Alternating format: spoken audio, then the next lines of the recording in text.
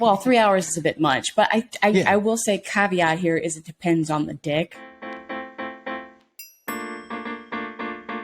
What's up, guys? Welcome back to the Down Once More pod with Matt and Rayleigh. This is our super special Christmas episode. And if you're listening to this, you can see what I just did. But I just gestured toward my super awesome, amazing Christmas hat, my Santa hat that I'm wearing, and my meager Christmas decorations behind me, which I shall get into more detail about later. But first, we're talking about something extra special this week, this month, this episode, and it is the movie Spirited on Apple TV. With Will Ferrell and Ryan Reynolds. It is brand new, just came out literally a couple of weeks ago. And we decided to do this for our special Christmas episode because why the fuck not? I'm going to read a little bit of like a little blurb about it so you kind of get an idea in case you haven't heard it. But you've hopefully seen the trailer for it. Like I said, it just came out. It's a pretty big deal. So here's a little tidbit about it. It says, and I'm reading this, a musical version of the classic Christmas story by Charles Dickens, A Christmas Carol. A miserly man, Ryan Reynolds, who treats everyone around him with terrible selfishness, finds himself on a fantastical adventure into the three phases of time, past, present, and future, in order to discover how he ended up so miserable and alone. So, in case you didn't gather, that is a modern take on the classic Christmas Carol story with Ebenezer Scrooge. And in this fantastical, that is a word they actually used in the description, fantastical movie, it's surprising to me that it was a musical. That's why we're covering it here. If it wasn't a musical, we wouldn't be. But we will get into our thoughts about Spirited in a few minutes. But first, let's dive into our typical first few activities that Matt so meticulously plans out for us each episode. Matthew, how are you doing?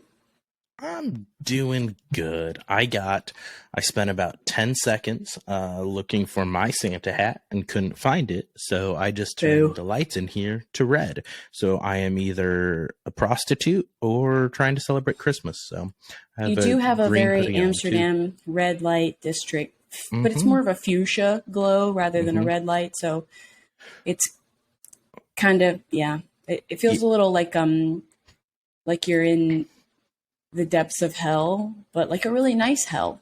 That's right. Right. It's not like flickering or flashing. You can have seizures here and it's fine, or have epilepsy and it's fine.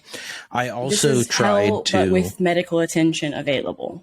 Yes, exactly. Also, just to further one of the unintentional bits of me pointing out my flaws that no one else would notice, I have a zit on my face that is red, and it was because I was trying to tell my body to go with the Rudolph theme, and I wanted it to be on my nose for costumes, and it missed the memo and showed up on my cheek instead. So I think it was just trying to match your background, your look, kind of blend in. That's true. I could have said it was Marilyn Monroe Mark II. Speaking of which, we never talked about it. That movie Blonde on Netflix, not sure if you watched it. Ana de Armas, it was ass. Yes. It was rough. Is that an ass? And like, I'm never sure if that's a good thing or a bad thing. Like, it kicks ass is a good thing. Ass is good. It smells like ass is a bad thing. No, if you just say the movie was ass, that means it's bad. If you say kicks ass, good. But some asses are good. I mean, I think a lot of asses are good. I'm an ass fan. So, but it's very confusing to me. But anyway, that's fair. Well, see, you can't even say like it used to be. I feel like a go-to insult before used to be like, "Oh, it sucked dick," and I'm like, I feel like that's the goal a lot of the times, unless you're the person sucking dick. Like if you're like, man, that movie felt like I was It sucking does. dick for 3 hours, then that's probably not a pleasant experience for at least for 3 hours. I don't know. I mean, yeah. Well, 3 hours is a bit much, but Yeah. I will say caveat here is it depends on the dick, and I guess also who owns it, who is the wearer of said dick. Sorry, Mom, if you're listening, but it is a confusing statement. But then again, ass in general is confusing. Not really sure what it's there for, but it's there for something, and we have it, and yeah, let's celebrate it. It was badass. It was flabby, saggy old man ass. It was like 3 hours long. Well, the thing is, like, it's not a true story. It's not a biopic. It's based on the novel that is fictionalized. So, but it's also not very clear on that. So it doesn't paint an accurate portrayal. Like, I don't know. I guess if you really just want to see Ana de Armas naked, then it's interesting. There's multiple views from like inside of her vagina with like a speculum coming towards it. Like Fun. I didn't need first person camera view of an abortion.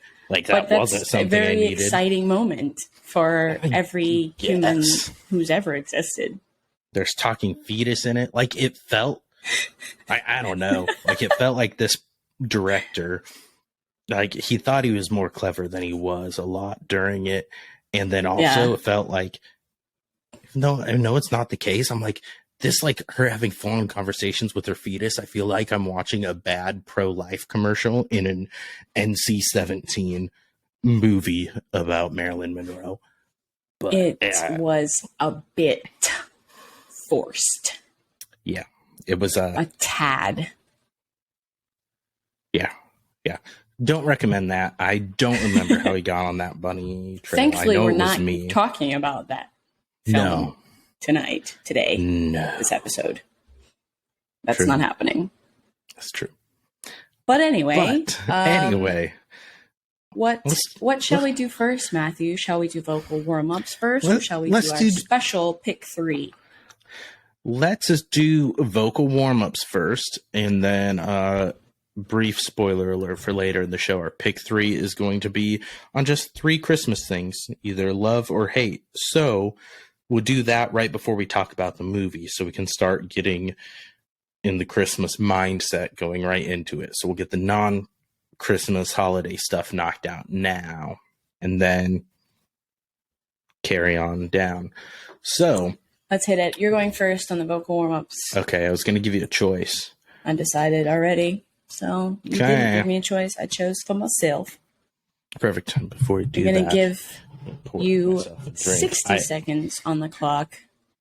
Whistle Pig KFC Radio, which is the one podcast I actually listen to all the time. They have their own barrel of Whistle Pig whiskey now. And so I had to order it online because they don't. This is why you watch, so you know I'm pouring whiskey instead of peeing in the podcast. But I had to order online. I bet we'd get more views if you did. That's true. But, we'll see. Maybe one day. That'll be our subscriber goal. When we hit 10,000 subscribers, I'll pee on the podcast. But dear God, please run. I think we're at 24 right now, so only a shitload to go. So shouldn't badmouth us. It's not a good look. No, I love all of our followers and subscribers and everyone who interacts. Appreciate you guys. I started getting... There's one last thing, and then we'll get into the actual thing so we don't have a 2-hour podcast. But I did the Every Plate, the meal box. Prep box, that's like HelloFresh, stuff like that. Oh, yeah. With each box, they send like free like codes to share with friends, like your first box free. And then you just have to pay for shipping. So we did that. That's how we got the first box. So the in-laws gave us one. And so we got 5 meals. There's 2 servings a meal. And it was free. We just had to pay the $11 for shipping. Then I canceled it right away. And so that was it. There was no hangups. But then they sent me a thing where it was going to be like $2 per meal for a discount. So I signed back up. But I just canceled it again after we got that one because then it went back to the normal price. So really gaming the system. But with each box, they send you like coupon codes for the first box free. And I'm like, I'm just going to start like doing giveaways, like randomly put the codes in the YouTube video, pop up at random times. So you can't just skip to it and just find and see. So we're now serving the hungry of the world. This is our Christmas gift, is that we are feeding the hungry out there with free food. That's right. That's the move. But okay, I've got my list up. I am ready whenever you got your timer ready. Give me a countdown and then start it. Okay. 60 seconds. 3, 2, 1, go. All right. So I took my parents to Pentatonic's Christmas Tour concert, which if you don't know who Pentatonics is, they do a cappella, really impressive stuff. That was the widest concert I have ever been to, an a cappella Christmas concert. There were like 10 standing ovations during this concert. And I'm like, that's some white people shit. So that was one. Second, this will be a very minor audience. I got the new Need for Speed video game, and they just need to bring back the destructible environments. When the cops are chasing you, I want to be able to blow up a gas station to lose them. So third, I highly recommend everyone gets a shower speaker, at least if you live alone.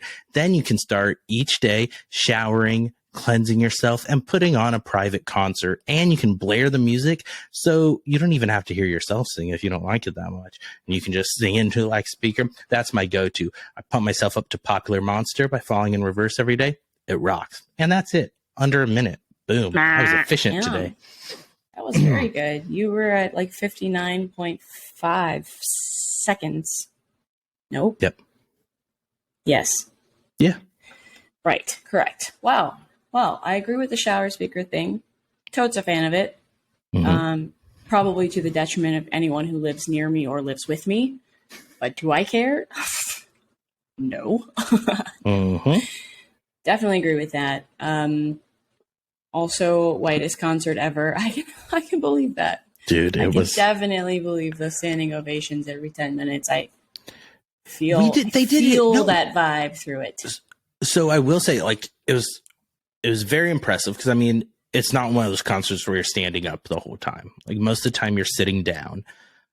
But they have their guy that does the beatboxing, Kevin. He was pre-med and he passed that, and then he left that to join the a cappella group and go on. They were on an NBC show, The Sing Off. Insanely talented. He plays the cello as well. So he had like an electric cello and he was playing that and beatboxing with it, and he had arrangements that he did. And it was cool. That was the coolest part of it. We'll get into Christmas stuff in a bit, but that was my shit, that part. Partially because it wasn't Christmas music, a little tease for later, but they did standing ovations on back-to-back songs on that. And I'm like, I get that it's impressive, but it's a tad much. I get it. It was both, just so many spectrums.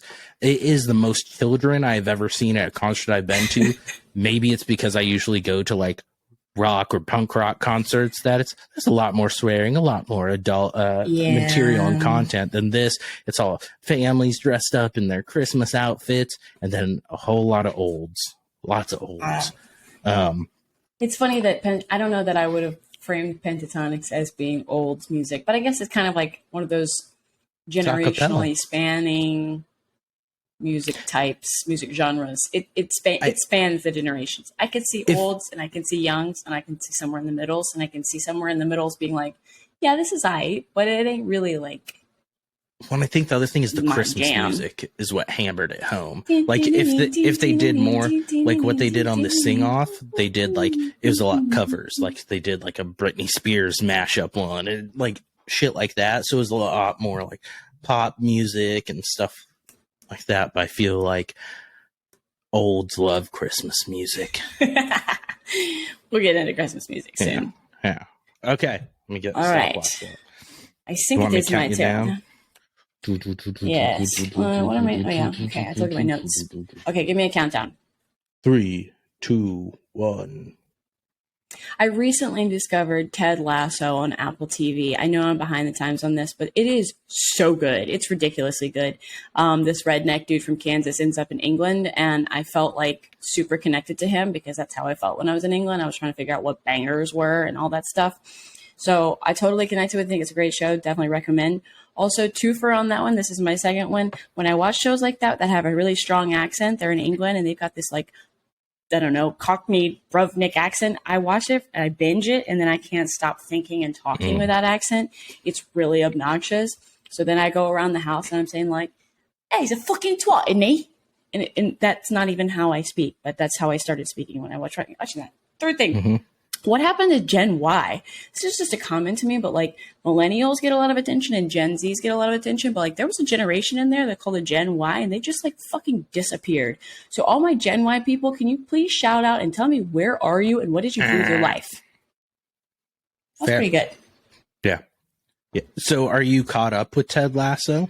No, so don't give me any spoilers. I've watched all of season 1 and two episodes of season 2. I'm a fan. Are there 2 or 3 seasons out? I have no idea. I don't know. I need to find out now. I am a fan of Jason Sudeikis in general, although, caveat to him, I think he doesn't always pick the right shit to be in. That's fair. Because Meet the Millers or whatever that movie was, I just thought maybe it's because he was the straight guy and because he was just kind of like a boring like dad figure. Yeah. But I did not find that movie funny, and I didn't find him funny in it either. Even though I love Jennifer Aniston, I just didn't think that there was, I don't know, the chemistry was off or something. But he wasn't great in that. And I think some of his movies, even he's in The Hangover too, right? Yeah, no, he's in Horrible Bosses. Horrible Bosses. That's the one I was thinking of. Decent, but they should have never made a second one. That was a huge mistake. Agreed. The first one was so good. The second had some okay moments. The second was like, why did you choose this with your life? But Jason Sudeikis really fucking shines in this. And his accent, I gotta say, even though it's really over the top and obnoxious, I'm from Mississippi. I know a Southern accent when I hear it. The guy must have done some studying because it is over the top, but it is kind of also charming and cute and kind of relatable. And I definitely did feel like that in London when I was there. I was like, and Oxford too. I was like, I don't understand half of what you're saying. You're speaking English. The words you're using, don't get it, don't understand it. And I'm using all the wrong words. So I felt like Ted Lasso. I just didn't know I was Ted Lasso at the time because that was like 2010. But now I relate to him. And it's funny. It's really fucking funny. It's an uplifting, like hunky-dory kind of show, but like not overly so. Not spoilers.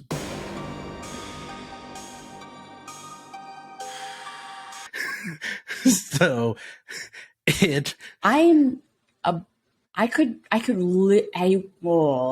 hate you so much sometimes. No, feel like don't tell me no. Yes. Full disclosure, I don't think what I said was a spoiler. I bleeped out the initial time I said it, but due to Rayleigh's reaction and not wanting to ruin things for anyone else and lose viewers, I'm giving a heads up and you plenty of time to skip. The time code will be in the bottom of the episode description if you don't want to be spoiled. Again, I apologize. Not really spoilers, not specific spoilers, just general mood spoilers. I wasn't prepared for it, and it fucking rocked me because I'm like, ooh, I'm gonna watch this lighthearted probably shit. Part and then of I'm the like, experience. Jesus Christ. Well, I feel like I want to kill you yet again. No, I'm preparing you because what if you're like, I'm having a really shitty day. I feel depressed. I'm gonna watch some Ted Lasso to cheer myself up, and then you watch it and you're like, well, now I'm gonna blank myself, and like I don't want that to happen. Fill in the blank with any verb you choose. That's right. Whatever. Fuck you. That sucks. Anyway, Ted Lasso. As for the accent, I know what you're gonna say. I already know. Don't talk about Love Island, please. For the love of God, do not talk to me about Love Island. For the love of all used to like Love Island, and now you've chosen it as a bit to shit on me for my Love Island. No, because for the first like 10 episodes of this. I don't know how many episodes. I don't think we've even done 10 episodes. Shut your mouth. Every episode you brought up Love Island, and I know you were about to do it. I know you were about to bring up Love Island because we talked about how the accent gets stuck in your head when you're watching Love Island. It's true though. I will give you that. It does. And I'm one of those people who's really susceptible to accents. So even if I'm not that great at imitating and mimicking, mimicking, whatever. I'm very good at some accents, but some of them maybe not too much. I don't know. I think I'm good at them, but I probably suck. Even if I'm not that good, I will still try to talk like that. And even when I don't want to anymore, I still can't help it. So if I break into like some weird redneck version of a Cockney British accent, now you know why. Okay. I will not mention the show that will not be named, but when I watch shows where people have accents, a big one is The Boys on Amazon Prime. Yes. Carl Urban. One, I want to talk in the accent, and two, especially with The Boys, it makes me want to start throwing cunt around, which is very frowned upon. Here, it's less acceptable than it is in the UK.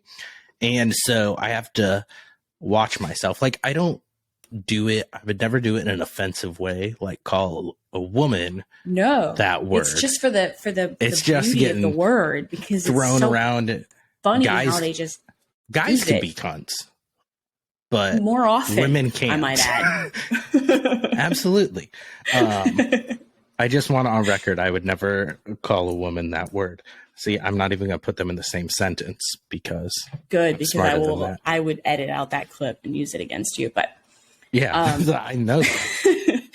No, but it's true. Like words like that, and using like I use the word twat when I'm watching these movies, and I would never say that. I would never use that word. I would never call anybody a twat. But having them just throw that around is like, he's a fucking twat. I'm like, that is awesome. Like it just feels so good to say that and to hear it. It just works in this scenario. Have you listened to Youngblood at all? I've been really into Youngblood lately. Really good. He's British, and he has a song, and in it he throws a twat in there, and he's like, "When you're such a twat," and how he says it, and I'm like, I like it. It's so great. It's just like a song little California. Jingle. Yep, like a little jingle when they say it. It's like it sounds so like like a jingle. Anyway, he's got a song, "I Cry Too," and he has a line in there about friends saying he's not really gay, but he'll start dating men when they go to therapy. I'm like, I like that line because he's fluid. Or what is the one where it's like in Schitt's Creek, David's like, I like the wine, not the label, or whatever, something like that. Yeah, I feel that. I don't know. It's not asexual. It is not pansexual. I don't know. I'm not up on my sexual terms. Polyamorous? I thought that's when that's like a multiple people in a relationship. That's like a Mormon thing. I don't know. But I support it, whatever it is. That's right. You do you. So, okay. Moving on. Next activity, please, because I really want to talk about Spirited. Okay. We're going to do the pick 3 Christmas things. We said it can be things you love or things you hate. Just 3 Christmas things in general. And Rayleigh, since I did vocal warm-up start, we'll ping pong back and forth. You go, I go, you go, I go, you go, I go. Okay. First thing up, this is a love and hate. I do not, in general, love Christmas music. Pretty much, I will say I hate most of it. I think it is overused, overdone, is really cheesy, and there's no reason why we can't just come up with new stuff for Christmas. But, so that's kind of the hate part. But the love part is a guilty pleasure because I cannot help myself. When I hear that, the bells ringing, ching, ching, ching, I don't want to laugh for Christmas. I can't help myself. I don't know what her voodoo magic is in that song, but Mariah Carey brings something out of my soul. She reaches deep down inside of me and pulls it out And I cannot help myself, but I don't want to love, just one thing I need, and I don't want. Okay, I'm done. But I can't. I hear the ting, ting, ting, ting, and I'm like, fuck, no. I can't help it. So it's a love-hate. Your turn. Okay. So I was laughing because I have almost the exact same thing. I have it as a love-hate, and you read? No, you can't. I cannot I read have it. love-hate Christmas music. I hate traditional Christmas music, and that's what, like, we went to the Pentatonics concert, and there was the opener that was singing Christmas songs. I'm like, hey, guess what? Pentatonics is going to sing these exact same fucking songs because there's only so many. And there's all like, like, I think I don't like Christmas music because for the most part, it's boring. It's really boring shit. And it's always the same shit. Cheesy it's not as hell, dude. Yeah. Which it's not I like get you're getting. It's from like the 50s or whatever. I used to like the 40s one maybe. hymn that says ass in it. Talking about Jesus like ox and ass before him bow. So I'd always enjoy when we sang that one in church, and I gotta say ass in church. But there's something deeply wrong with you. Deeply wrong with you. Just want to point that out. Continue. We had a whole ass talk earlier. But I do love. I didn't talk about Jesus in the same sentence, though. It's a hymn. It's sang in church. It's not about Jesus's ass. It's not like, oh, come, let us worship his ass. It's about like the donkey ass. Well, like the donkey is also called an ass, not the ass of the donkey. As long as we're talking about donkey ass, it's fine. That's right. But the love part of that is I love vaguely Christmas music. Like All Time Low has a song called Merry Christmas, Kiss My Ass. Set It Off has one, which might be somewhat of a cover. It's got This Christmas, I'll Burn It to the Ground. Like I like those that aren't Christmas, or they're shitting on Christmas music. But that's fair.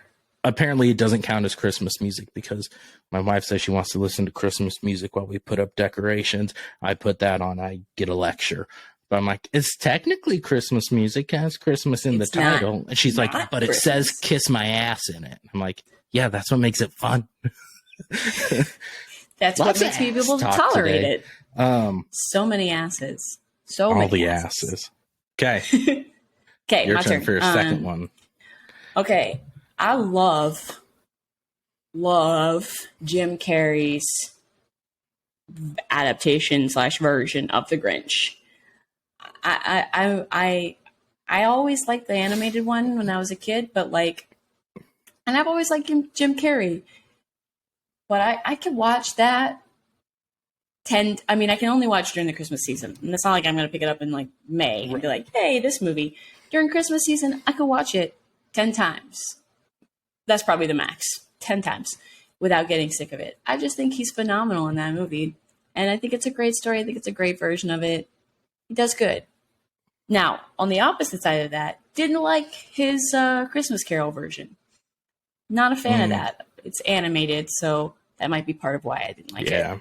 Not a fan of him being all the characters. But yeah, he's Scrooge, but he's also past, present, and future ghosts. Which is also relevant to this conversation because of the movie that we're doing. But that's right. Not a fan of that one. And I love Jim Carrey, but I do love The Grinch. I love his version of The Grinch. Not a fan of Benedict Cumberbatch's version that came out a few years ago, whenever it was. Yeah, it might have been like 10 years ago. I watched it for the first time a few weeks ago. Nope, I didn't like it. I felt like he was trying too hard to be the Grinch from Jim Carrey's version. And it just wasn't. That's fair. Didn't land for me. Okay, that's fair. It. Continue. Your turn. Okay. I think I'm going to snake you because I think I know what your third one is. And so I'm going to get out in front of it since you beat me to the love and hate. Christmas decorations, I fucking hate them. I think it's the most pointless thing ever. Especially us. We go somewhere for Christmas. We're not at our house on Christmas. Why the fuck am I going to spend hours putting up this pointless bullshit? Like, it's different if you have kids. Like, I'll give, like, you have a kid, you get a pass. Me, it's me and my wife and my dog. Why am I going to spend all this time putting up a stupid fucking tree upstairs where we don't even spend that much time, and then decorate it and have to string the lights on it because for some reason we're against pre-lit trees, because then when one dies you have to replace the whole thing. I don't give a fuck. I don't want to have a tree. So I have one of our friends, shout out Rachel, sent my wife this. It's a phone charging cable that has Christmas lights on it. That is cute. I like and that. I jacked it, so that's my little bit of Christmas spirit I'm injecting in this episode, because I actually am pretty much the Grinch, except I'm getting zero redemption arc. Like, fuck them kids, fuck them decorations, fuck your merry holly jolly Christmas. That's how I feel about that. Well, first of all, you did steal my thunder on the third one, so fuck you. You did it on the music, so yeah, but you did it on purpose because you knew I was going to talk about it, because I already slightly mentioned it. That's right. Whatever. I will agree with you that Christmas decorating is one of the most pointless things we do as humans. And you know, I'm all good with doing pointless things if they are fun. Yeah. But I will draw attention to this like ridiculous, like sad sight behind me, and I'm not finished Charlie with it. Brown level, so it's not fair to really hate on it yet because I haven't finished it. But I put Christmas lights on this damn tree because we did get a new tree, and I do like going Christmas tree shopping. That is the only part I do like. I like getting the tree because I think that's fun, and I think that's because it's nostalgic for me. That is a real tree. It is real. It's real. That's even more of a insane person move. I like it, and I think it's nostalgic for me because when I was a kid, my parents would actually take us to my grandmother's like land, and we would actually chop down a tree. Okay. And it was cold and it was snowing and it was like a thing where it would be like, a family adventure. And I'd actually got to use the axe, which I think is the best part because I was wielding a weapon when I was like 8, which is amazing. My mother hated it. My dad was like, hell yeah. But I have a nostalgic just like connection. Your dad. I know, right? My dad would never say hell. But I actually have a connection to getting a tree. That's why I have to get a real tree every year. I don't like boxed trees. So I do go get a tree. I think that part is fun. I like picking out the tree. Although this year I just went to a Home Depot parking lot and picked it out. So not the same as chopping it down on your grandma's 80 acres of land. But anyway, I put the lights on. Then the lights died. They just decided to die after I put them on the tree, which is extra fun because the lights on the tree is the worst fucking part. Yeah. My dad used to complain about it as a kid, and I was always like, Dad, you're such a humbug. You're such a Scrooge. And I didn't understand that the reason he hates it is because it sucks. So I put the lights on, and then they died. I had to take them off and put new lights on, which is why they look like garbage. And then we haven't had our, like, Christmas tree decorating night yet, so the ornaments are literally sitting right next to me on this table, and I have to put them on the tree. And then I put a few things up in the house, and my neighborhood is shaming the hell out of me because they are, like, crazy. There are so many lights, so many like blow up Santas and reindeer and like moving things out in their yards. And we're just like dark door. Nobody cares. So I feel like I'm pressured. I'm like peer pressured to be Christmassy. So hence the naughty Santa hat. I felt like it was like kind of a, my take on being Christmassy. I got a little Christmas spirit, but I'm going to do it my way. That's right. Yeah, my Christmas takes have been going on for a while. I think it was last year, maybe it was the year before. I was on a KFC radio. They have where you can submit video voicemails, and they'll sometimes talk about them and do debates on things and play it. And I went on with my Christmas take because I'm like, people give like Halloween adults shit. They're like, oh, these people are really into Halloween and you're an adult, or Disney adults get shit. And I'm like, how come fucking Christmas adults don't get shit? In my opinion, that's worse. Halloween, you're at least getting like fun costumes or stuff pulled out of it. Christmas is like, you're gonna force me to listen to shitty music and tell me I need to put up, especially like lights on the outside of the house. You want me to climb up on a fucking ladder and go through that bullshit? Fuck off. And it's just for everybody else. It's not like you can take. actually see it. It's not like you get to enjoy the beautiful lights. It's for everybody else to see. Right. Like, I don't even get to I don't see give the a things fuck that I about put out people. there. I'm a shitty person. Like, we have established that. Yeah. We know that already. Okay, so that's our Grinchy. I have one more. Oh yeah, that's right. Sorry. You started. I'm sorry. I thought you did 3. I'm sorry. I'm going to end on a positive. I generally am not a big fan of like traditions or things like that, just because so many growing up, and I just like, I don't want, most of the time they end up being forced. One I did like, on Christmas Eve, we would always make homemade pizzas. Get homemade pizza dough, get all the toppings, like pepperoni, sausage, hamburger, whatever, onions, peppers, all that bullshit. And we would all make the round pie pans. We'd each make our own individual homemade pizzas on Christmas Eve. That's cute. And I did like that. And I would always make mine cheese stuffed crust, which if anyone's wondering the tip for that, you probably know. You get string cheese and you cut it in half, because if you leave it whole, then it won't. It's too thick. It probably won't melt. But you cut it in half and you put it around the edge, and then you fold the crust over. That's the easiest way to do that, to get a good hearty cheese in there. But sounds yummy.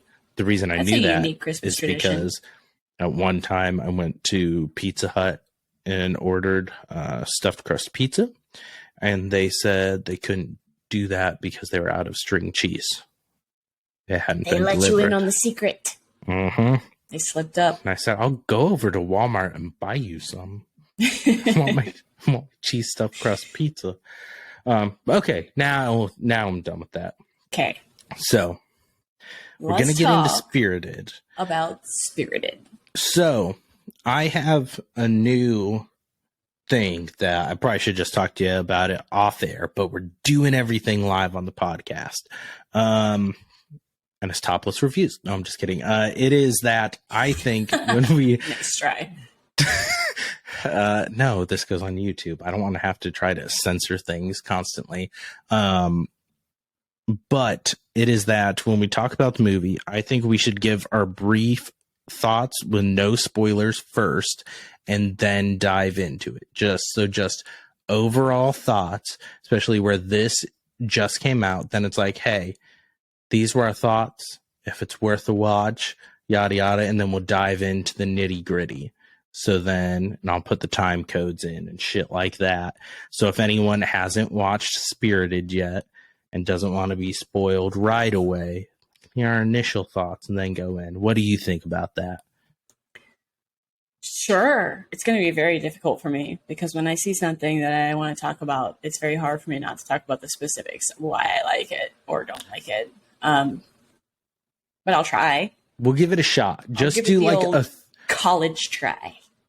We already did a summary on this. It's a modern Christmas story with Will Ferrell and Reynolds, pretty much. There have been so many Christmas story versions. There's Scrooged. It's not Christmas Story, by the way. That's a different movie. Christmas from Carol. Yeah. That they just did a sequel to that I've heard is dog shit. Well, it's not surprising. But yeah, sorry, A Christmas Carol. Yes. There's Scrooge with Bill Murray. There's a Muppets Christmas Carol. There's that animated Jim Carrey one you were talking about. And I feel like there's probably at least there were like three of other them versions before 1960. Somehow they just made all these different versions that were all just like garbage. Yeah. God bless us, everyone. Okay. So I love the story. I love A Christmas Carol, and I love the book because I have read the Charles Dickens book. I love it. But I have yet to find a true version. This is not really a true version, so let's be real about that. This is just like a fun, different kind of take on it. Right. But I've yet to find a true version of the story of an adaptation that I think is like, that's the one. Like the Jim Carrey Grinch, I'm like, that's the one I'll watch. Mm-hmm. There are many different versions. That's the one. I haven't found that for A Christmas Carol, which is too bad because there's like 8,000 different versions of it. And to this day, I've seen them all. Haven't found one. Now, I could argue that this would be my favorite one to watch because I like it the most, but it also isn't the true story. So there's not really a valid argument there. It's just that I like the movie. So my general thoughts are definitely watch it. It's like, for me, it's like if Step Brothers had a baby with Blades of Glory, and then that love child also grew a limb that was the Christmas Carol, that concoction would be this movie. And I think it is. That's all I need to say. It's fucking fantastic. Who doesn't love Will Ferrell? And who fucking doesn't love Ryan Reynolds? Hello. That's my true. God. I will say my initial thoughts are going to, non-spoiler and not getting into specifics, echo a lot of what you said. I think this is I will admit, I have not watched Scrooged with Bill Murray, but as far as the general Christmas Carol essence of that story and heart of it goes, this was, I think, my favorite version. I think prior to this, my favorite Christmas movie is Elf, which I even haven't watched in a long time. It's just fun. It's so good. I also enjoy Bad Santa, but that's completely different. This, I think, might be one of my favorites just because I thought the music was catchy. The one thing I will say is that I really enjoy Ryan Reynolds and Will Ferrell's dynamic. But for a musical and leads in a musical, we should maybe get people with a little more musical talent. They're not awful. It's not like it's awful to listen to. I was also surprised. I felt like Octavia Spencer was bad when she was singing. Yeah. It was rough. So, like, go into those notes. If you want to have, like, really good vocal performances, this is not the movie for you. But if you want entertaining, fun Christmas movie and a fun take on it, definitely watch this. There's one, I'll talk spoilers in a bit, the last non-spoiler thing. There's one musical number in this that caused me to bump my rating up like a half a star just because of one musical number. And I bet I know what it is, but we'll get into you that. do too. And so, yeah, so I agree. I say definitely watch it. It's definitely worth a watch. I think knowing what you and I feel about musicals, I understand why you would say that. I, however, felt like, are they Broadway stars? No, but I thought they were fantastic for what they are. And I think if you get a really good vocal star in there, it loses all of its like shabbiness, and the shabbiness almost makes it's shabby chic. It is so good because it's not perfect and because it's them. And that's fair. You can't get a Will Ferrell actor who sings like Luke Evans. You can't. Like, it just, no. So but that's what you're trading. And for me, this is definitely a trade that's worth it. That's fair. Like, if I had to pick them in that case, like Will Ferrell or someone that's just a better actor at that, the charisma, especially for this movie, it would not, you can't market this movie without bankable leads. My one caveat, what I would have liked to see, Hugh Jackman in Will Ferrell's role. Him and Ryan Reynolds have really good chemistry. Hugh Jackman is a Broadway singer and performer. I think he can pull off the comedy. He doesn't have like the as over the top Will Ferrellness, but some of the things that we'll talk about later with twists, I feel like Hugh Jackman could have pulled off certain things better than Will Ferrell, but Will Ferrell's an executive producer on this. He was going to star in it. I'm sure he was a big part in making this, but that was the one thing I'm like, I would have liked to see Hugh Jackman in that role. And see, I disagree, because I think if you take Will Ferrell out, you don't have that, like, the allure quirkiness of Will Ferrell. I mean, Will Ferrell is his own genre. There is nobody else like him. There is nobody else that when you see him, you're like, I understand what I'm about to watch. And because it's him, it's almost like, it's not that he can't do anything wrong, because he's done things in the past that are like, meh, you shouldn't have done that. Yeah. And I do think he can be a very good dramatic actor. I think there are times in his career he's actually landed some drama roles. But his glory is found in the Step Brothers and in the Ricky Bobby's. It's not. You take you take his essence out, and for me, the whole thing, it would still be a good movie with Hugh Jackman, but I think it would not be this. And that's fair. This has to be Will Ferrell and Ryan Reynolds. It has to be. I get that. I think mine would be like, if you're wanting to watch it for a musical purpose, because you're looking for a good musical and you don't care about that, then those are going to be detractors for you. I think the vocal performances, Fair. if you're someone who wants to watch a musical for the vocal performances and to be blown away by some of that, this is not the movie for you. But if you want fun, you want some catchy tunes, and you want the good back and forth between the leads, then it's good. That's my caveat. Okay. I think that's a good summary for non-spoiler. Let's dive in and say all the fun shit. So spoilers from here on out. So you want to lead off? I'm like chomping at the bit. Like I'm dying to talk about it. Okay.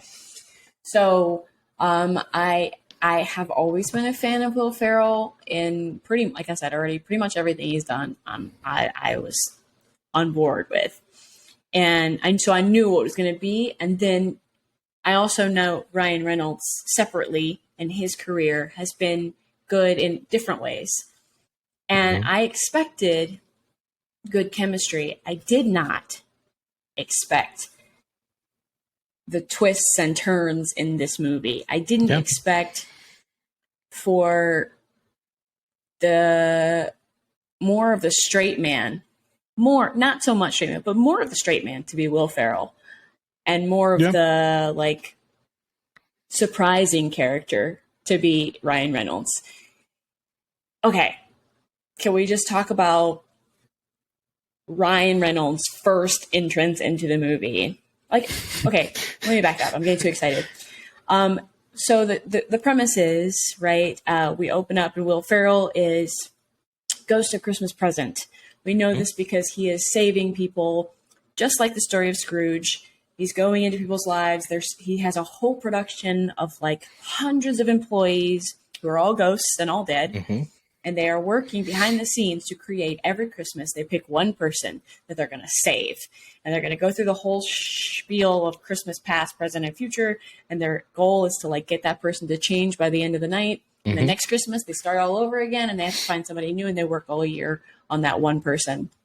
So we open up with them saving someone. And then they've got to like figure out who their next, quote, perp is going to be. Yeah. Well, and the first person they're saving is Rose Byrne.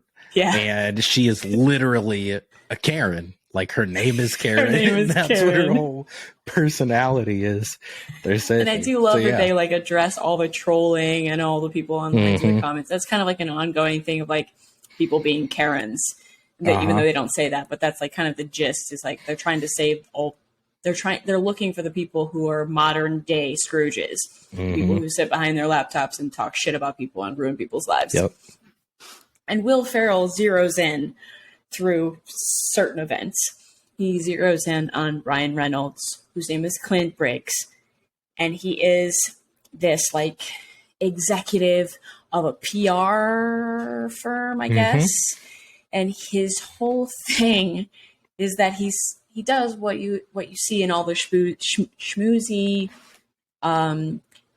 like terrible people of the world who sell you something because it will basically like get them money and it'll ruin your life. It'll make you miserable, whatever.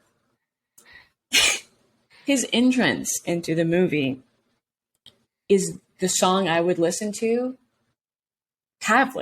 since I watched this over and over. We're bringing back Christmas.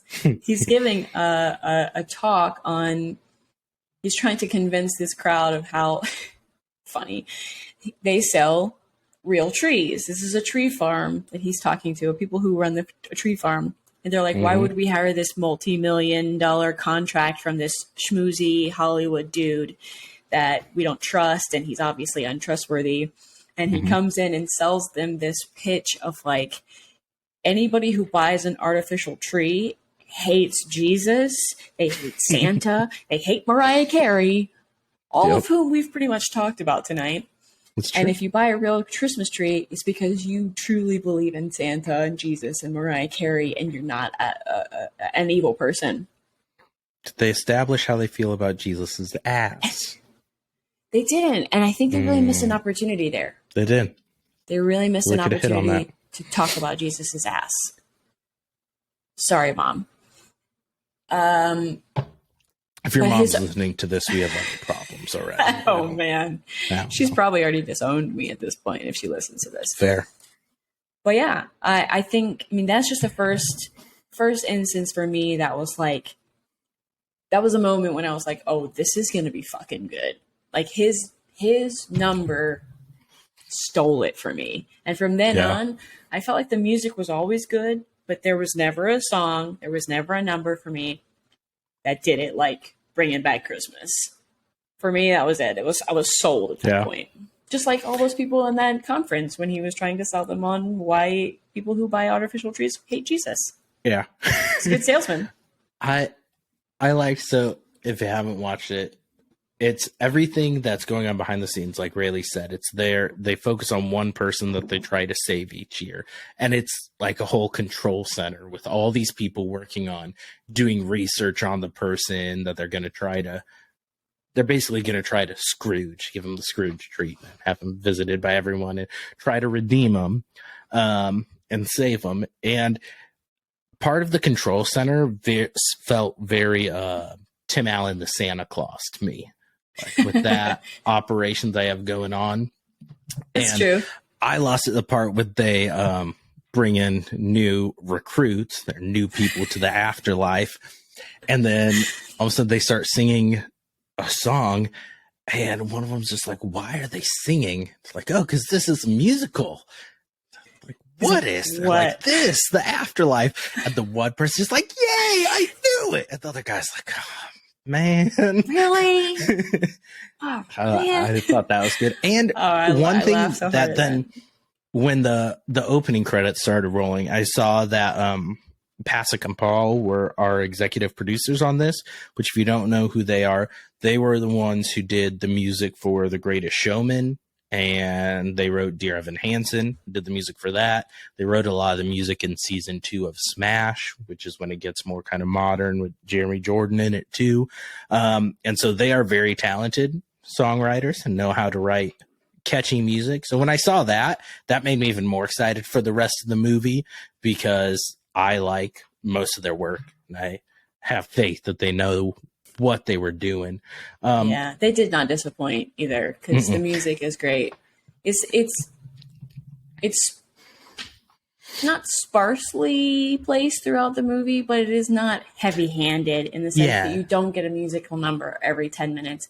You do have space. I think there's only like 12 numbers total, and that includes like the opening and closing credits. It includes like the song that was cut and stuff. But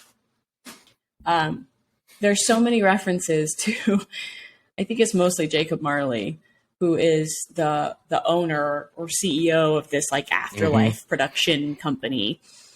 Because of course he was the original haunter for Scrooge, right? He was the first one that came to warn Scrooge he's the main head honcho, and he's, you know, an old friend of Will Ferrell's character, who we later find out who he is. And Marley is constantly making side comments like, why are we singing again? Like, oh God, do we really have to sing right now? And somebody will just start like an opening line. He'd be like, there's really no need to sing right now. So I love those like breaking down the wall where you're like, oh, he's singing a joke. Because they do sing at random times for no reason. And that's kind of why it's great. And we talk about, go ahead. Oh, I was just going to say that one of the things that I kind of lost it, and I had to make a comment out. There's the HR lady that works for the agency, and she's talking to Will Ferrell's character. And I don't remember the entire context, but she says something about like, I have a tramp stamp in the front and the back. And he's just like, are you sure HR is the right job for you? Just like, oh, fair criticism. That's She's probably always not making comments. The HR person should be volunteering.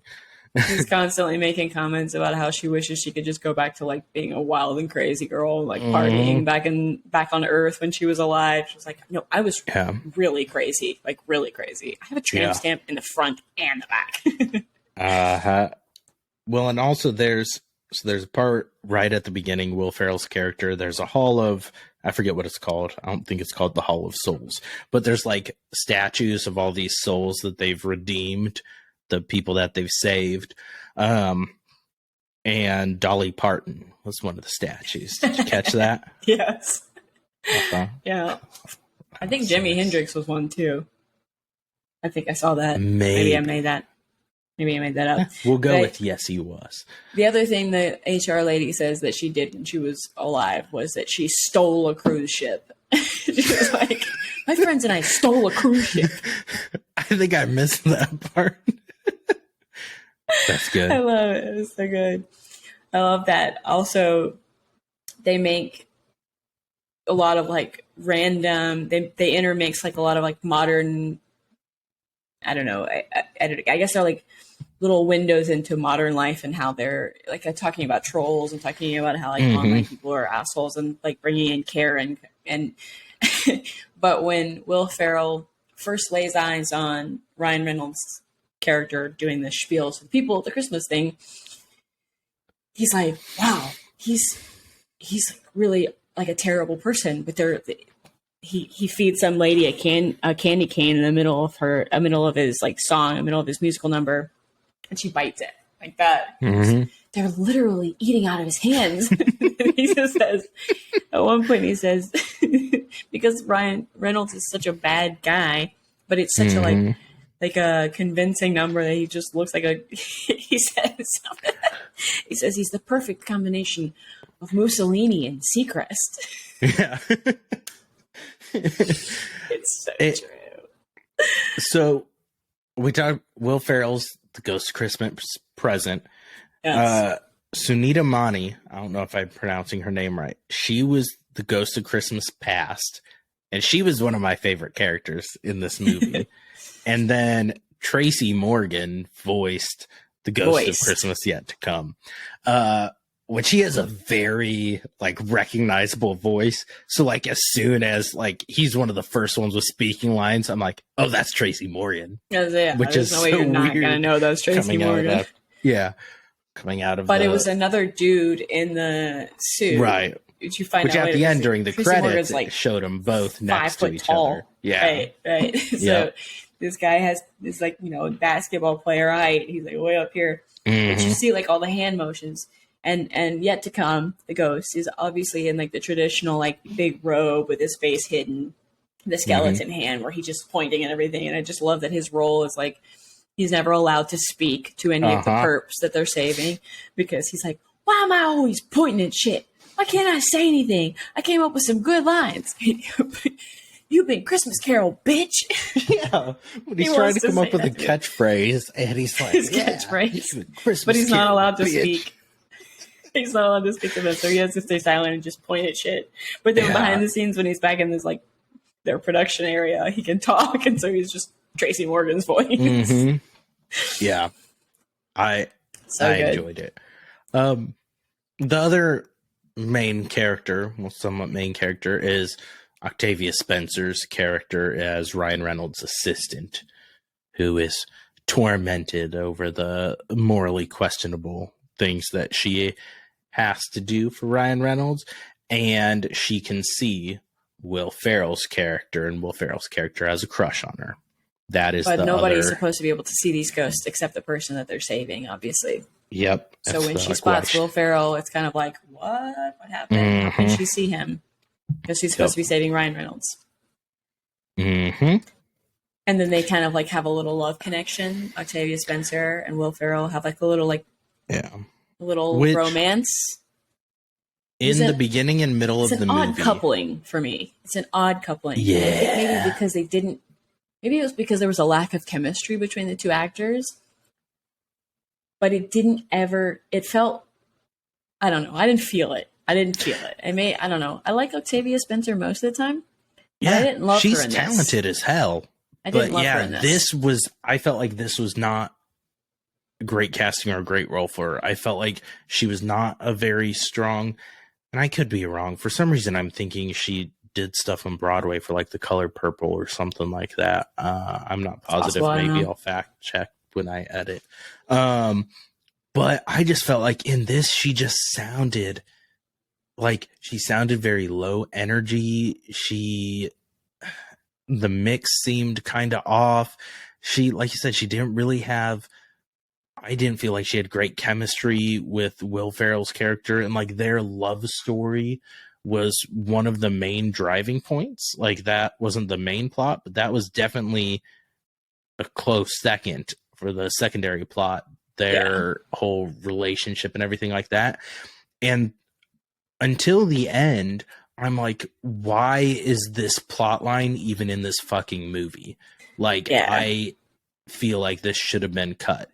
And with how everything ended, I'm like, okay, I get how that was necessary and you wanted to do it.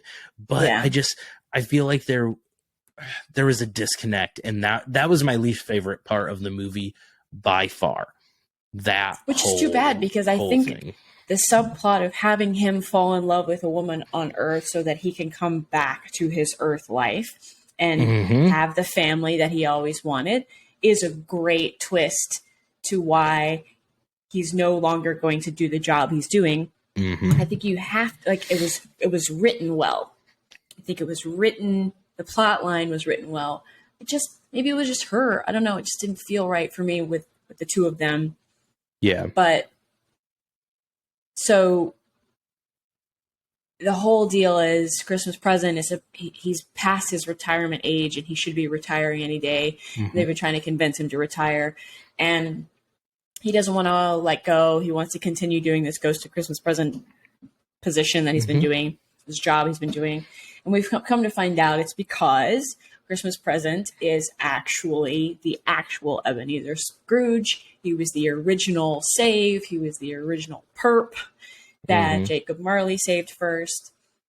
Yep. And one of my favorite things is that, like, we find out that Scrooge dies like 3 weeks after like 2 or 3 saved. weeks.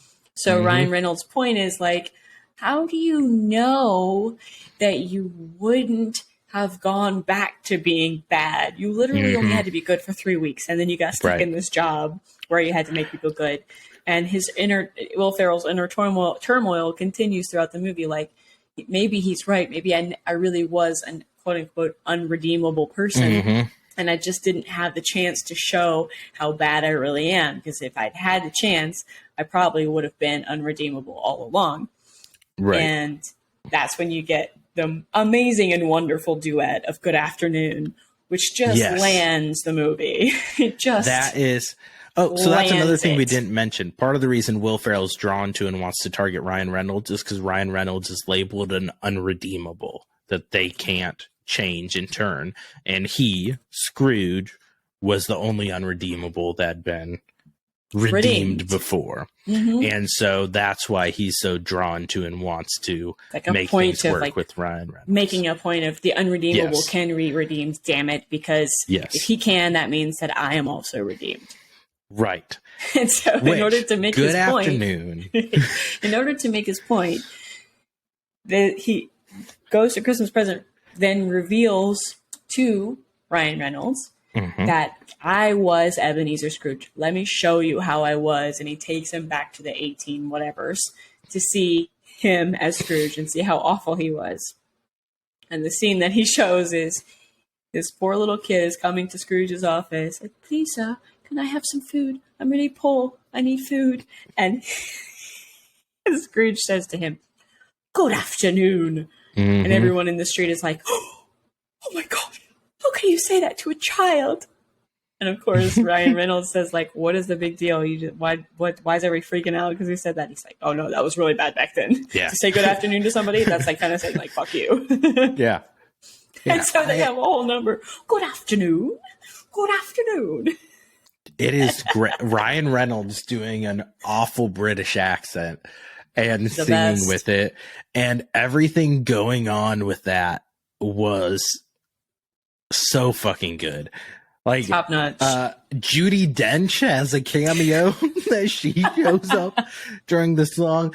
And then the whole thing is, so Ryan Reynolds is trying to get. Was that actually Judi Dench? Oh, she is a national treasure. I loved her in chocolate. No, chocolat. Chocolat. Well, the whole premise of the song is Ryan Reynolds is trying to get Will Ferrell, Scrooge, to embrace that side. Sometimes you need to let out. So he's trying to get him to say good afternoon. And then finally, Will Ferrell does. And then they go on a whole thing. And then he's like, then kiss my Dickens, son. And it's like, whoa, now. It's a little bit. Baby. There's a baby. Oh, no, there's a baby. Pam, right, I am so sorry. How dare you? He says good afternoon in front of the baby, and it's like the worst thing. Or kiss my Dickens. Whoa, there's a baby. Yeah, that was the one that obviously that bumped it up. Like that whole sequence and song, that bumped it up half a star for me. At some point they start like doing like a choreographed dance, and then they tap. Both Ryan Reynolds and Will Ferrell doing a tap number in the middle of it, and then they just stop and they're like, well, how did you know what to do? No, I was just following you. How did you know what to do? Well, they all know how to do it too. Like, I don't know. I really messed it up in the middle. Yeah, tap is a new experience for me. It's a very expressive medium though. It's very good. They just like break it down and everybody's doing this choreograph. Good afternoon. Good afternoon. Oh, what? And then everybody's offended because they're telling each other good afternoon, and it's like the worst possible thing you can say to people, but they sang it to everyone in the 1800s. So I think this is where I was talking about too. Like the comedy part, Will Ferrell was good, but him being Scrooge, I didn't buy him as Scrooge. That's where I thought like I would have liked to see like Hugh Jackman, where I think Hugh Jackman is technically Aussie, but yes, kind of that versus like Will Ferrell in I don't know. That's where I'm like I would have liked to see Hugh Jackman, like him and Ryan Reynolds doing that song, because like I said, I think Hugh Jackman can pull off the comedy, and I buy him as Scrooge, which I did call that Will Ferrell was Scrooge at the beginning of it when they weren't saying too much about his past. I'm like, well, yeah, he's obviously Scrooge. At some point he pulls aside Jacob Marley and it's like, there was one other unredeemable that was redeemed. And remember, he's like, of course. Well, we don't talk about that. Like, so it's a hint at it. Oh, one note I had, Ryan Reynolds' brother, Owen, had one of the worst fucking wig and hat combos that I have ever seen in a fucking movie. What was going on? It looked so goddamn bad. I'm like, no, they all did. Was it? All like, of I his thought family. It was intentional, and I'm like, what is happening right now? Okay, all of his family had that. His brother had That's true. His sister had a bad wig, and his mom even had a bad wig at some point. I was like, why are they all like with bad hair? What is this a thing? Are they trying to like go for like a theme? Everybody in this family has bad hair, or it's just like I don't know if it was intentional or not. But I did notice that they all of his members of his family had bad wigs, and nobody else did. It was just them. Yep. But what was I going to say? I was going to say, I knew going into this because Ryan Reynolds and Will Ferrell have a video. I don't know if you've seen it. I think I saw it on TikTok first, where you have to find it and insert video here because Ryan Reynolds is singing. And so that was the first time I was like, oh, he has a good voice. And he's like kind of doing one of those numbers where you can like record over yourself and do different parts. So you're doing harmonies with yourself and like, so you hear all the different parts. He's singing. And then like out of nowhere, Will Ferrell pops in. You're like, what the fuck is Will Ferrell doing in Ryan Reynolds TikTok? And he starts singing too. And that's the first time I was like, oh shit. First of all, they can both sing. Well, yeah, Will Ferrell sounds like a mix of Fergie and Jesus. Yes, everyone of course. knows that. Everyone knows that. And talking about her. What is that song? Boats and hoes. Boats and hoes. The Nina, the Pinta, the Santa Maria. I do you in the bottom while you're drinking sangria. Every time I come, I produce a quart. Oh, gross. What and the Italian opera song he sings, and then Ave Maria. No, that's not Ave Maria. The fucking Catalina wine mixer. Anyway, but yes, I knew Will Ferrell had a pretty good voice. I didn't know Ryan Reynolds could sing until I heard that, and then the two of them together. This is like 2 years ago at least that I saw this video. I was like, oh shit, like they sound good together. And it's funny that they have this little like chemistry and friendship that they would be on, that he would be on Ryan Reynolds' TikTok. And then, so when I saw this movie was coming out with the two of them, I was like, oh, I already know. Not only do they have awesome like bestie chemistry, but like they both have decent voices. Yeah. And Ryan Reynolds has one of those voices that you're like, he's been trained. You can tell as an actor. I think most of those guys who come up in acting are usually pretty technically trained. He's not amazing. He's not like blow you out of the water. He's not Hugh Jackman, but his voice is good. And the parts where he can't hit a note, he just speaks it. He just says a word instead of singing it, which is a great trick. I think they sounded great. I think that maybe that's why I like it so much, is that it's not so pretentiously musical-esque. Yeah. It is exactly what you expect. It's like kind of a satirical sort of, I don't know, stupid vibe for a musical. And it's the perfect, it's perfect. Watch it. Fucking watch it. Yeah. And enjoy. I signed up for Apple TV for this, okay? I didn't have Apple TV before this, and I had to get it to watch it for this episode. And when I got it, I mean, I'm not going to cancel it now that I have it. I could, but I'm not going to. So that is the level of commitment here. I signed up for a $7 a month subscription to a TV service I didn't have before, which now I watch Ted Lasso, so there's that. That came from it. You should also watch Schmigadoon. Worth it is a musical series with Keegan-Michael Key. I love him. I wish I could marry him. He appears in a like an old-timey like Sound of Music and Before style musical village. Him and his girlfriend show up there when they're wandering. What is it called? And it is Schmigadoon is what it's called. SCHMIGADOON. Schmigadoon. Of course it's on Apple TV Plus. I will now watch it. It is entertaining. I am while you have obsessed Apple with him. TV Plus, you'll like it. I really enjoyed it. So for all of you musical fans, it is a good blend. Even if you're not like a diehard musical fan, it's funny enough. And with the cast, it's got Aaron Tveit in it. I don't know how the fuck you say his name. Tveit. He was in a show Graceland I used to watch. He was in the Grease Live that they did. He played Danny Zuko with Julianne Hough as Sandy.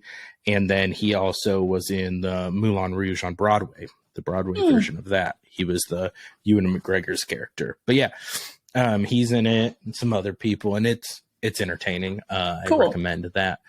But I think them not being the most like pretentious or like you said, the most polished musical singers, the only time it bothered me was about that.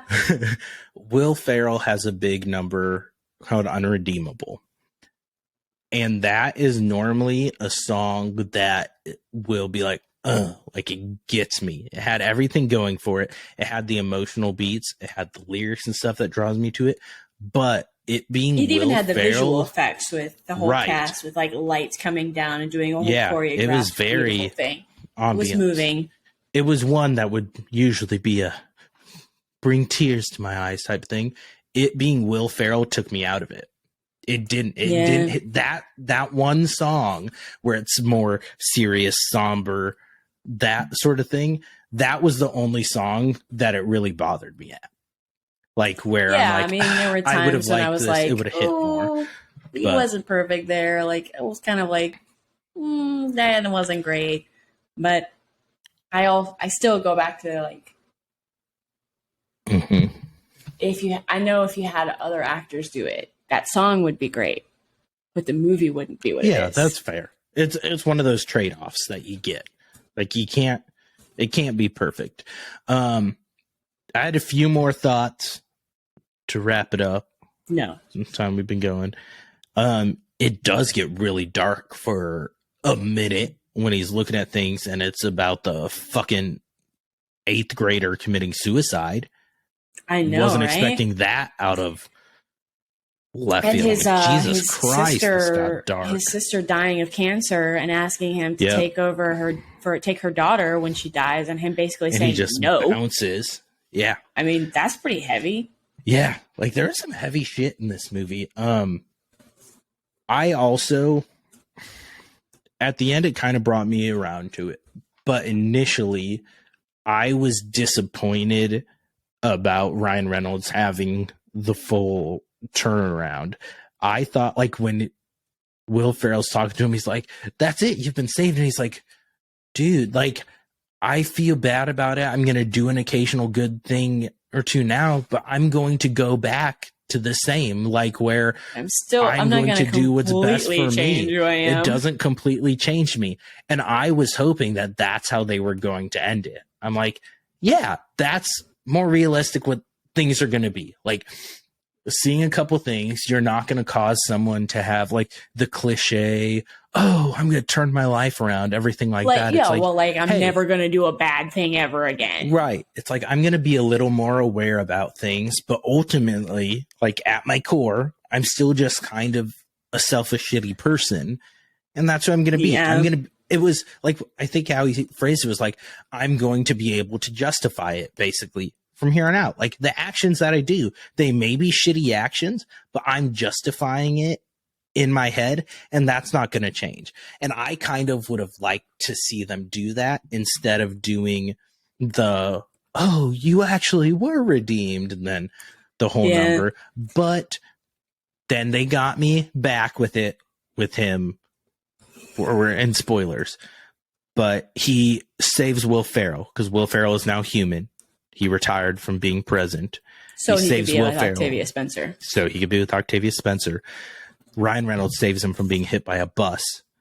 And as soon as the bus, because he pushes him out of the way, and then he's in front of the bus, and then everything freezes, and he gets the "Yay, you're redeemed" song. And it's like, ah, you were good, blah, blah, blah, and all that. And then he gets hit by the bus and dies. So I was actually kind of disappointed in that, to be honest. I mean, look, I feel like full circle, they had to have somebody replace Ghost of Christmas Present. Right. I felt like that was them coming. To take over that role. So as soon as Will Ferrell retired. Right. And I also I remember from the beginning scene when she freezes playing hockey in the street with the kids, right? The first, the Karen who's redeemed. Yeah. She freezes and they have their whole musical number like, you've been redeemed, you're going to change, you're forever good, whatever. And then it unfreezes at a random time and she gets hit in the head with the ball that she just hit. I remembered that when he jumped in front of the bus. And so when they were doing the whole musical, I was waiting for it. I was like, is he going to is Will Ferrell going to be like, wait, before we start, and move him out of the way so that the bus can go by? And he didn't, got hit by the bus. And I was like, and then he died. And I was like, oh shit. I didn't want him to die. But I also knew they had to have somebody, they had to have him like for the feel good vibe. They had to have him show that he was truly redeemed by going in and filling the shoes of Christmas Present. and being able to be the next Christmas present. I wasn't a huge fan of that, like, do happy, good, feel good ending. I mean, except for the dying part. But the rest of it's feel goody. But I was glad that they did allow him to still interact with Will Ferrell after the fact. So that even though he's dead he is gone, his bro, because they call each other bros at the end. You're like, my bro. Well, I was going to say friend, but okay, bro.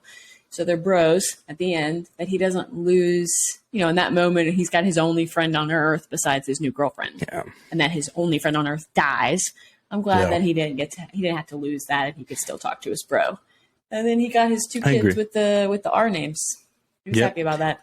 And then Ryan Reynolds was with Past in the afterlife. He was with her because that was what they because earlier. She abandoned. We didn't really touch on that. She was making comments about how Ryan Reynolds was fine, and then when she goes to take him to view the past, he then seduces her, and they fuck. And she can't do her they're job. Talking about him being unredeemable, and she's just like, he redeemed himself a little bit, and then she just gets the most disapproving look from Will Ferrell. But like she was one of my favorite parts of the movie, for sure. I enjoyed it a lot. But yeah, also in the musical number where Ryan Reynolds is redeemed, they're dancing on scaffolding, and that just makes me think of Rent. Yeah, I thought the same thing. I felt like it was almost like an illusion. It was like, this is like an a homage nod to Rent. Yeah. Mm-hmm. Yeah. Not illusion, an allusion. They were it's an illusion, Michael. It's an Arrested Development joke, which is Will Arnett. Yes. It is. That's ultimately my thoughts on it. I had random other things that aren't important, but I thought it was a fun movie. It's one of my, I'll watch it next Christmas and everything. It's for sure. It'll be one of my go-to Christmas movies. I usually don't watch many Christmas movies. Like I said, Elf is one of my favorites. Elf. When Will Ferrell becomes human, he is at Ryan Reynolds' party, and there's a guy dressed as Elf, and Will Ferrell's like, he looks stupid. You look stupid. And the guy's like, no, you look stupid. He's like, what? He looks stupid. And really funny. I enjoyed that. I thought that was funny. That was a moment. I honestly, Elf is one of my favorite Christmas movies, and I don't think I've watched it in 5+ years. I'm just I don't get in the Christmas spirit. I could watch a Christmas movie, but I would rather watch about 100 other movies over a Christmas movie. So, this movie is funny because I was watching it to see if it was it almost seemed like at times it was going to be family friendly and it was going to be nice for the kids to watch, and it almost is. And then there are a few moments where they definitely drop the F-bombs. There's definitely allusions to sex. There's definitely there's moments where you're like, yeah, that is not kid friendly. But the suicide. That too. Like that. But it felt like it was almost like they were not quite as bad or as awful as they could have gone. They almost reined it in a little bit to make it almost family friendly, but it wasn't family friendly. Yeah, I almost would have liked if they would have embraced it a little bit more. Yeah, because it's you either are or you're not. And so it could have been. Other things. I'm glad it wasn't super family friendly. I mean, it's not something I would watch with my kid, Right. I will reserve that for myself. This is a PG-13 movie where you can say shit.